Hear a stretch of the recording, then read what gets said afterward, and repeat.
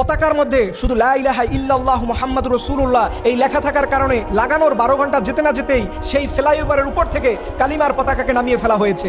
আপনি চিন্তা করতে পারেন এটা কি কোনো মুসলিম দেশ হতে পারে? অথচ দেখবেন এদেশে ব্রাজিল, আর্জেন্টিনা, অন্য যে কোনো দেশের পতাকা টানান, কোনো সমস্যা নাই। শুধুমাত্র সমস্যা হয় যদি আপনার কালিমার পতাকার মধ্যে লা ইলাহা ইল্লাল্লাহু মুহাম্মাদুর রাসূলুল্লাহ সাল্লাল্লাহু আলাইহি সাল্লাম এই কালিমার বাক্য থাকে। অথচ আপনি লক্ষ্য করে দেখেন, এই যে ফুটবল বিশ্বকাপ আমেরিকাতে হচ্ছে, সেই আমেরিকানরা পর্যন্ত, এই ট্রাম্প পর্যন্ত কালিমার পতাকাকে সম্মানার্থে আমাদের পতাকার মধ্যে শুধু লা ইলাহা ইল্লাল্লাহু মুহাম্মাদুর রাসূলুল্লাহ, শুধুমাত্র পতাকা আল্লাহু আকবার, অন্যান্য আল্লাহর প্রশংসনীয় বাক্য থাকার কারণে সেই আমেরিকা, ট্রাম্প, ফিফা পর্যন্ত সেই কালিমার পতাকাকে মাটিতে লাগতে দেয় না।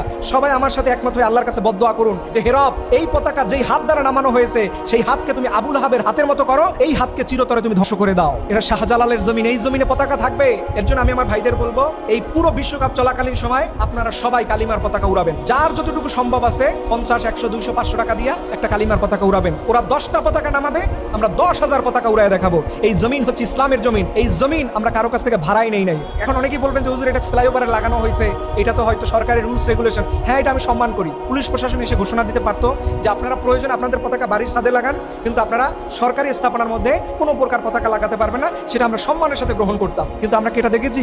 হয়তো কোনো রাজনৈতিক ছত্রছায়ার মাধ্যমে এই পতাকার মধ্যে হাত দেওয়ার দুঃসাহস দেখিয়েছে। আমি বলবো প্রত্যেক তাওহীদি মুসলমানদেরকে এই ব্যাপারে সোচ্চার হতে হবে, এই ব্যাপারে সজাগ দৃষ্টি রাখতে হবে এবং তীব্র প্রতিবাদ নিন্দার মাধ্যমে আমরা সবাই আমাদের এই ভূখণ্ডে কালিমার পতাকা উড়াবো ইনশাআল্লাহ। আজকে যারা পতাকা নামিয়েছেন, আগামী দিনের জন্য প্রস্তুতি গ্রহণ করুন। এই জাতীয় সংসদে ইনশাআল্লাহ কালিমার পতাকা উড়বে এক সময়। আল্লাহ রাব্বুল আলামিন এই দেশের উপরে খাস রহমত নাজিল করুন এবং যারা ভুল করেছেন তারা দেশ জাতির কাছে তওবা করে মাপ চান। রব্বুল আলামিন যেন আপনাদের ক্ষমা করে দেয়। সকলে আমিন।